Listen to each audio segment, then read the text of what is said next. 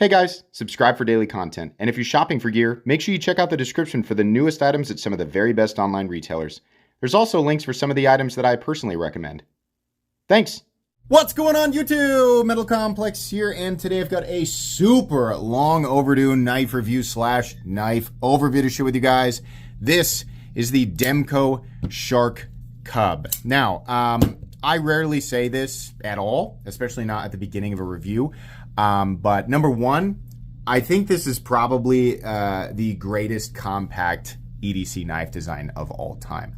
Number two, this is a must-own knife. Normally, I review a lot of stuff, and I always try to, let people know, like, this is going to be for some people and not for everybody. And while that's true of everything, there are certain knives that are for way more people than for others. This is that type of knife that caters to such an exponentially larger population of people. Now, I'm going to tell you exactly why I think that. I'm going to give you the details of my experience and all this stuff. But if you just came here to find out, does Metal Complex like this knife? Does he recommend it? He does. He likes it. He definitely recommends it. And it's definitely for essentially everybody. This is a knife that you should own. It is really, really good. I will link this knife down in the description so that you guys can check it out if you want to. There is a less expensive version of it and a more expensive version of it, and even a separate version of the more expensive version. So there's a bunch of different versions, right? And there are pros and cons to each one. We'll talk about it. Anyways, it does help my channel when you use those links, but that's entirely up to you. Thanks to Demko Knives for sending this in. Thanks to my patrons for supporting me. Let's go ahead, and I'm gonna bring the other guy back, but this is the one that I enjoyed carrying the most. So I'm gonna put this guy out here, and we're gonna measure it. Overall length of the Shark Cub is coming in at 6.85 inches, not quite 7 inches. Don't let that size deter you, unless your hands are huge. I wear an XL glove. This is beautifully comfortable in my hands. But don't let that deter you. 6.85 inches, blade length is 2.75. This is now my dedicated travel knife, and the reason is because of that blade length. There are a lot of states with 3-inch knife laws. This is well under that. And while there's probably some state that has some kind of weird law that prohibits this specific knife, for the most part, I'm gonna be just fine. In the past, the knife that I always traveled with, just to keep it simple, was this guy, because it had the ergonomics that I wanted, right? This is the baby banter, and this has been great, right? It's been fine. This will now be the one that I travel with, and there's a bunch of other options in between there, but this is everything that I like about the baby banter. It's just bigger, and it still falls under that length that I want it to fall under, that legal length that's almost universal for the United States. That's outside the United States. You guys have a bunch of weird stuff going on outside the United States when it comes to knives, but inside the United States, this is going to be just fine in most places, right? Check your local laws if you're unsure. But yeah, this is now my dedicated travel knife. Let's put it up real quick up against the AD 20.5, which is absolutely 100% an evergreen knife. Do I consider the Shark Cub an evergreen knife? Yes, I do. What is an evergreen knife? An evergreen knife is one where the design is so good and the audience that it appeals to is so massive.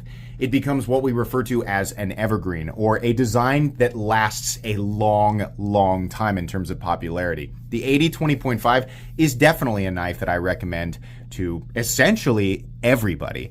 If you have larger hands, this one might appeal to you a little bit more. But the reason that I'm going to tell you guys right now, for me, I think that this is better because it's just got a slightly shorter blade length, but that back end is so much more friendly for me because I feel like the lock-in I'm getting on this guy, where I'm confined by that last little spot, is essentially identical to this guy. There's a number of other factors here that I think make this slightly better in terms of ease of manipulation and just the overall lightweight compactness. It essentially can do exactly the same thing. It just has slightly less cutting edge. I mean, like, it's interesting that they managed to take something that was so incredible and make it, not for everybody, but for some people like me, slightly better and slightly more friendly. I'll cover those other elements here in just a moment. But yeah, this is a little bit bigger. So I think specifically for people who have hands that are larger than mine, this is maybe slightly more ergonomically friendly, probably because of the roominess and the choked up position. And realistically, it does have ever so slightly more room in the handle, even considering this little lock-in butt thing that they've got going on back there. But yeah, I feel like that's going to be a controversial statement, so I want people to understand. Choose the one that's right for you. They're both excellent, but I think design-wise, this is actually better all the way around. Let's do some size comparisons up against some other familiar knives. I think I probably should have given some other examples of evergreen knives. The Spyderco PM2 is an evergreen knife, right? The Benchmade Bug Out or the 940 would be an evergreen knife. Your Buck 110, as much as I don't like it, right? Or the Opinel, like these are knives that have been around forever and they'll continue to be popular because the design it works so well for so long, you know, iconic. It's just a good overall utilitarian design, whether or not I like it, right? But yeah, Demko 8020.5 and Shark Cub for sure. Ontario Rat, that's another good one. But anyways, enough of that. We just put it up against the 20.5, but I'll put it up here again just so you can see. It's nowhere near the size of either of these.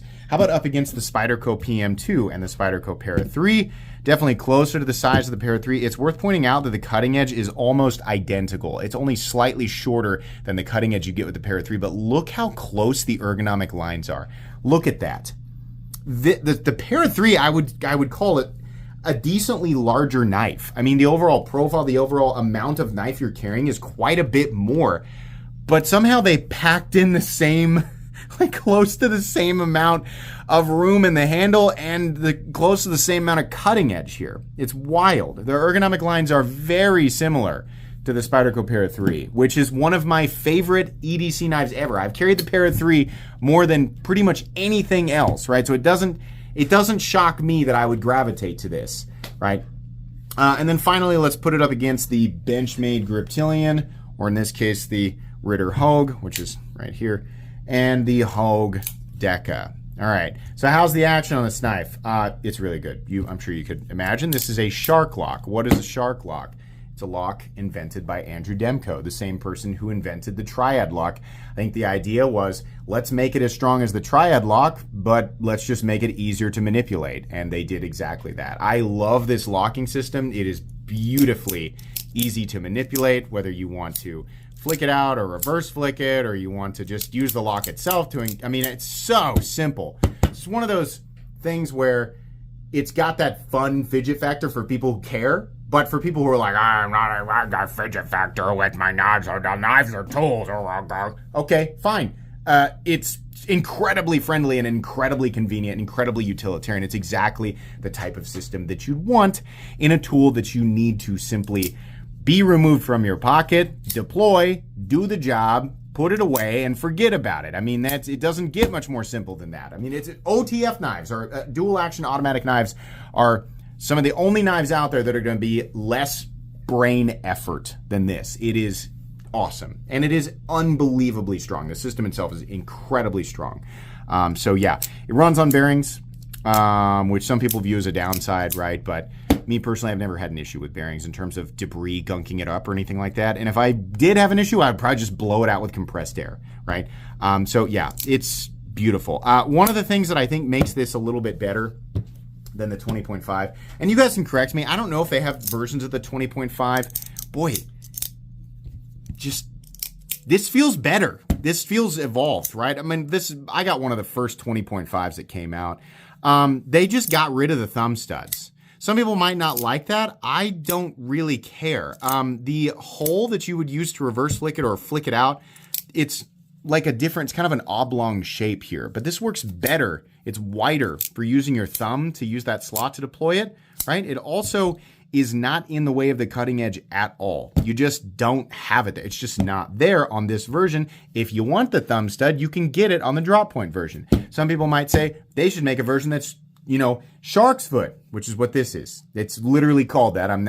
It's not a brain fart. They literally call this a shark's foot, right? It's a sheep's foot blade. Why don't they make a version that's a sheep's foot with the thumb stud? Why don't they make a version that's the clip point with the opening hole? I don't know. Maybe they should. But the point is you're not forced to get, both, which I think is still the case with this guy. Maybe you guys can correct me. In any case, this oblong shape that they've got in the opening hole works really well, and I don't have to work around the thumb stud and worry about where I am on the cutting path, which admittedly is a rare situation, but it's nice. It also definitely feels better on deployment. There's no grittiness or Not that this guy wasn't smooth, but the whole operation just feels cleaner and more refined, which is what I would expect after something like this has been around for a while, right?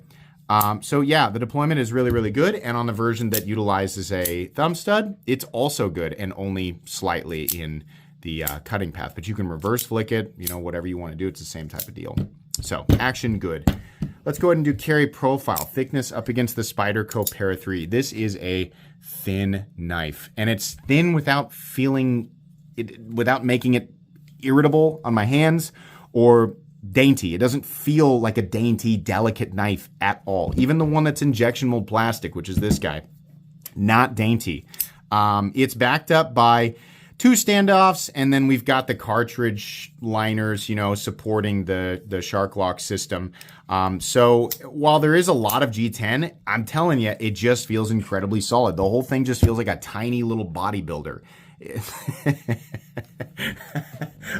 I would know because I run around grabbing small bodybuilders a lot just to sort of test, you know, their structural integrity and make sure that they, you know, the effort that they've been putting in is accumulating to a dense body structure that feels solid and firm. I dug myself a hole on that one because the implication was far too severe, and so it's sort of a, I'm going to go ahead and laugh at myself and just leave it in here instead of cutting it out. So there you go. But yeah, no, it does. It feels very, very solid. So I like that, considering it's, you know, lightweight, compact. I will note, though, these injection mold plastic scales, coming from somebody who doesn't like injection mold plastic, these are awesome because they're contoured. This is a lot of, it's not hollowed out on the inside. These are big chunks. So this guy, funny enough, actually feels better.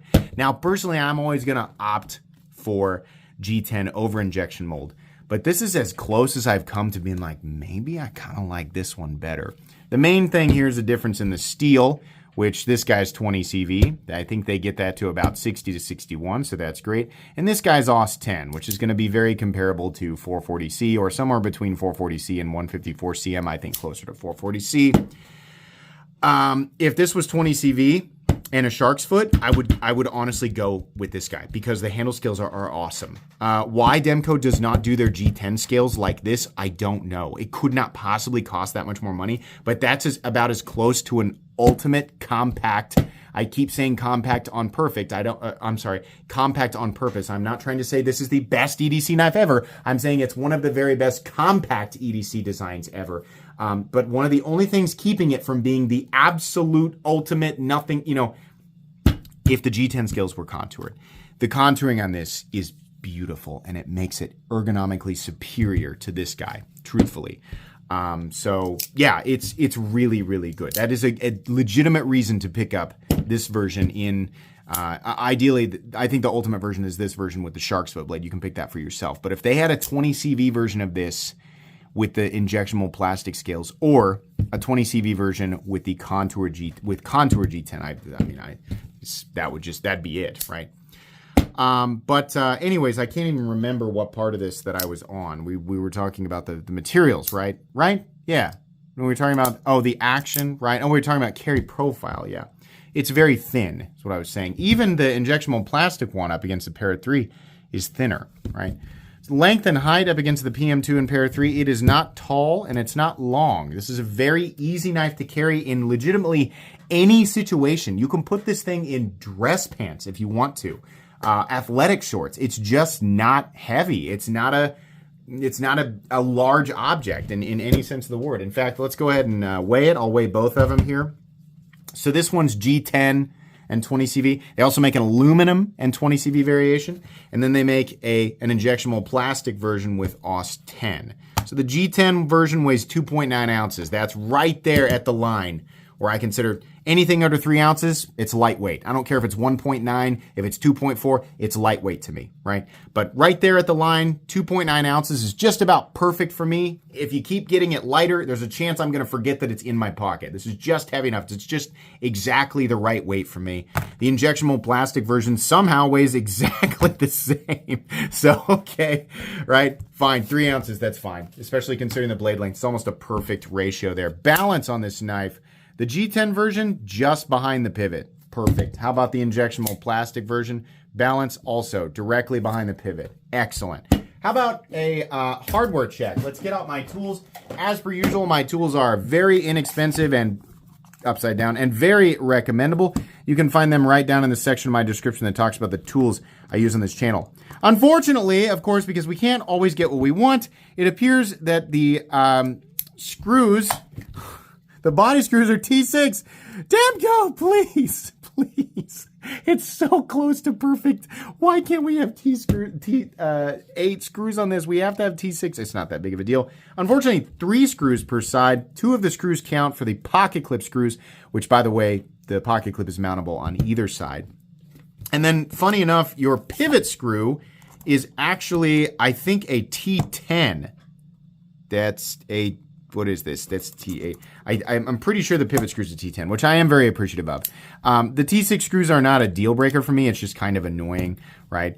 And then same thing on the injection mold plastic version, which does not have the big fancy pivot. It's just got the standard screw there. Both are T10. It's fine. As long as you have the right tools for the job, you should be good to go. But I will say, when you disassemble these, there's a spring in there. Pulling it apart, there's a chance that spring, as soon as you pull the scale off, will launch across the room. Ask me how I know, because I did it. I found it, but it took a long time. Not this guy. It was this guy.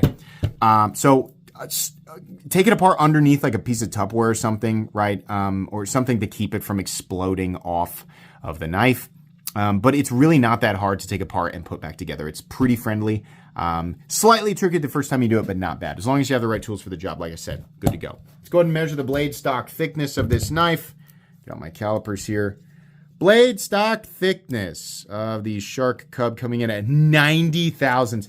This thing is such a joy to use. It is so thin and lightweight and compact, but somehow feels impossibly durable. I love that. I don't pull this thing out and think, I have this dainty little, I have to be so careful so I don't break it. I don't feel like that at all. It feels great. I get it out, use it hard. You know, I was popping the plastic zip ties off of some stupid toy that was reinforced more than Fort Knox to get my kid's toy out of it.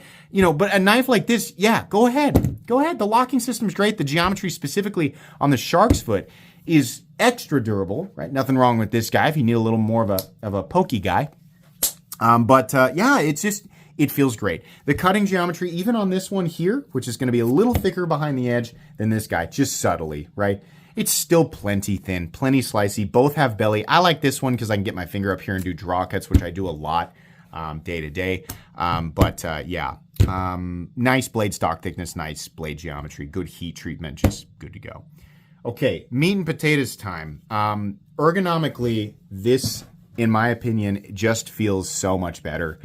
This is good. It's fine. I hate being confined with this little cap back here. I love that this is open, right? If I want to hold it like this, I can, right? Like this. Admittedly, the choke up spot is not quite as roomy, but this one isn't really roomy either. You kind of have to go to the full size 80-20 to get, that roominess. And by the way, Demko, when are you gonna do a Taiwan full-size version of this? Like, can we just get this thinness and just give us the full size? Why? Why will you not do that? Please do that, right? That would be great. But anyways, choke up spot, you can do it. It's not super roomy, so just be careful. You do have a little sharpening choil back here, which will probably end up not looking great over long period of time. A lot of people also don't like the sharpening choil right here because it gets caught up in the, whatever. It's just, you can decide that for yourself. I think it's just fine. But yeah, ergonomically, I think that this is just as good, if not better, than the full-size one. I don't feel like I'm more confined or anything. I honestly feel just as comfortable. The pocket clip is about, truthfully, this has a, let's get one with the stock clip. So this is the stock clip for the 20.5, and I hate it. So while I don't love this clip, I definitely like it better than the stock clip on this guy. It's shorter and stops at 50%, whereas this guy stops at about 60 to 65% the body length, which means that spoon bill's going right into the middle of my hand, not on this guy, right? It's pretty low. You can probably get an aftermarket clip, and I got an aftermarket clip for this guy, and it still has the little bill on it. That's just what was available to me. I think it's better than the stock clip. It's just not perfect. This is fine though. It will snag, right? It's going to with that bill. I'm sure that somebody makes an aftermarket clip that would be more to the standards that I'm describing here. But if your standards are different than mine, you might look at this and go, that looks good to me. Truthfully, in and out of the pocket, it was fine. It got hung up every now and then because of that flat part at the end, but it was fine. It's also deep carry, so it sinks all the way into your pocket, and there's not really anything showing but the clip. That's fine. Does the shark lock itself dig? A lot of people say the shark lock digs into their hand when they're in the choked up spot. I think up here, and if you're squeezing it super hard, yeah, maybe. I didn't really, with what I was doing with it, not really, right? A lot of, like, when I was cutting into a box, I just feel like the pressure wasn't around the edges of this shark lock. They are a little sharp, though. It's never really bothered me, but I also don't really understand why Demko doesn't take an extra measure to just knock that down just a little bit, but I don't think it's going to kill anybody. I think that's fine. I think there's only one finish available for these guys, and it's stonewashed. That's the finish I prefer anyway, so I think that's fine. Again, like I said, I think using this widened out slot to deploy this knife is essentially perfect, and you don't have to do that. You can just use this. The jimping up here is phenomenal, and it's extended, so it actually is useful if you want to use it. If you don't want to use it, just ignore it, right? On the drop point version, it's for some reason not quite as aggressive, and this also has this like dip. So I think the jimping, I don't know why the jimping is different between these two. This guy's better. So yeah, there's not really a whole lot to talk about with this guy other than the fact that the injection mold plastic scales are impressive. This is some of the most durable feeling and comfortable. It's also lightly textured. It's just nice, right? Man, I wish I could get some G10 scales just like that on this guy, but it probably is expensive enough to do that it would get the price into a territory that people wouldn't love. Yeah, the drop point blade or the clip point blade, I'm sorry, not drop point, clip point blade looks fine. There's a little swedge, a little flat, right? Like I said, it's slightly thinner behind the edge, not much. Fit and finish all the way throughout the knife is very good. These are made in Taiwan, not China. Taiwan is not China. I don't care to hear the politics on that. I don't care to hear it, so keep it out of the comment section. I'm just here to give you the correct information, which is that this is made in Taiwan, and Taiwan is not China. It is more expensive to manufacture things in Taiwan than it is China, which is why this costs so much more than if it were actually made in China. So if that matters to you, that's great. You've got an option. If it doesn't matter to you, well, you're going to have to pay more for this because it's made in Taiwan and not China. Those are your facts, right? Is there anything else to talk about here? Not really. The stuff on the blade, CPM 20 CV, which I think is great. I do wish that we had another option for the blade steel on this guy, perhaps S45VN, but CPM 20 CV is just fine, and they are hitting it to the essentially at the appropriate HRC, so I'm okay with that. And then on the other side it says Demko, and it's pretty subtle, right? A lot of the billboarding is on the pivot, which I actually don't mind. I think this is pretty easy on the eyes. We have no backspacer, just a couple of standoffs back here. It is the same on this guy, a couple of standoffs. Like I said, pocket clip can be flipped over, so left-handed and right-handed people can enjoy this the same. I also like it as somebody who periodically switches my knife to the opposite hand. This is beautifully simple to manipulate in my non-dominant hand. I mean, it is so easy to manipulate for it being a size that I don't normally gravitate towards.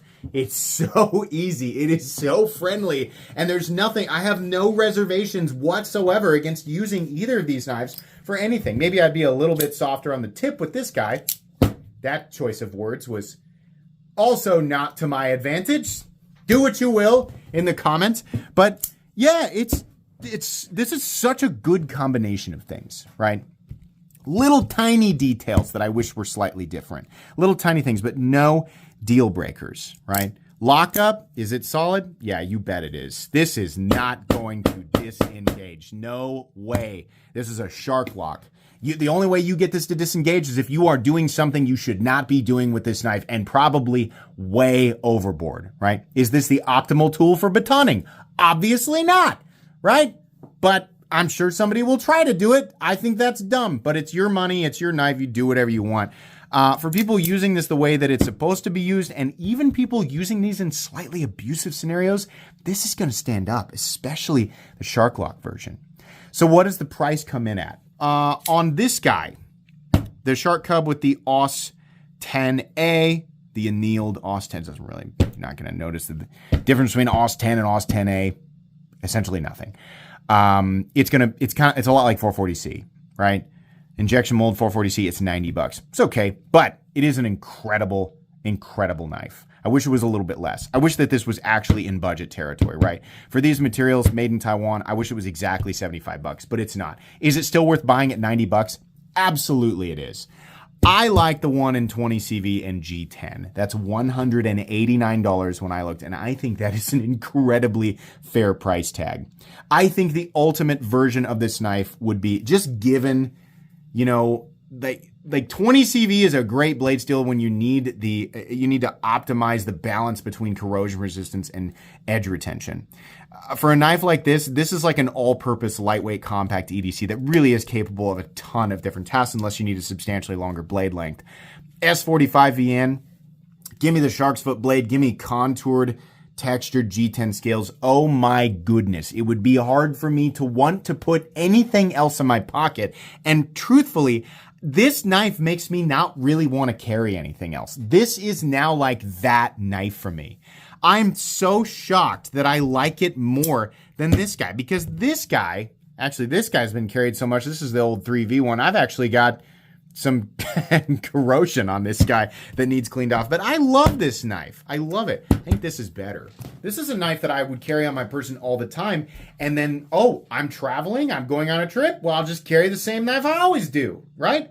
The only downside to this knife is that for some people, the blade's going to be too short. The handle might be a little bit too small, but even for people like me, I don't have huge hands, but I know the vast majority of people watching have the same sized hands or smaller than me. And I can tell you, this is comfortable. It would be more comfortable if it had the scales like this guy, but it's very comfortable.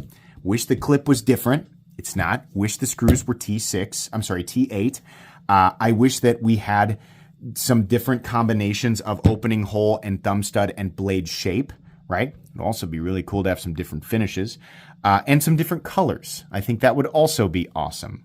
If you want to pay $10 more, you can get the aluminum one, which if you like aluminum, why do they anodize them? They really should. The anodized aluminum would give people incentive to pick up that $10 more version, but I think the prices are all fine. I wish this guy was a little bit less, but it's fine. This is a stupidly good pocket knife. It is impossibly good. We are lucky we have these types of knives, right?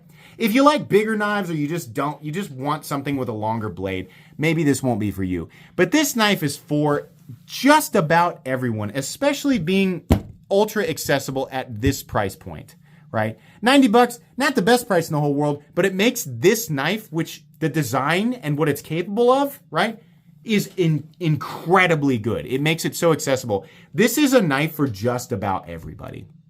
And that's rare. We don't usually get that. Most knives are for some people and not for everybody else. This knife is for most people. This is extremely recommendable. I love this knife. It's going in my most recommended knives playlist. It's also going to go in my it's not going to go in my cheap knives I like playlist because it's not under 75, but it's going to go in my favorite knives of all time playlist. This is amazing. If this released in 2024, it's definitely one of the best knives of 2024. Something tells me it was late 2023. I honestly can't remember. We didn't look at the blade centering here, but I'll let you guys know the blade center. This one might be slightly off to the right, but that could be from carrying it. How's this guy? This one didn't get carried nearly as much, and that one looks to be dead on, right? Just good. Good. I love this. It's so good. I want this exact profile, but slightly larger. Like, give me this, and then give me the big size, right? I've got the big one. It's buried right now. But give me this, but make one that's like 8 1/4. That would be amazing, right? But this, as it is, for the lightweight compact category, I think this is the best knife that there's ever been in that category. It is the most versatile, most capable, most friendly, just most user-oriented lightweight compact knife. Not overall EDC knife of all time. I'm saying lightweight compact territory. This is the king. I love this knife. Extremely recommendable. buy it. Links for these guys in the description. Please make sure to follow me on Instagram at metal_complex. If you enjoyed this video, leave a like. If you'd like to check out my other content, I do, of course, have lots of videos of knives that are either expensive or inexpensive that I do or don't like, so check those out. And if you enjoy all my content, go ahead and click on that Metal Complex logo right there and subscribe because there's definitely more coming. Thanks again for watching, everybody, and have a great day.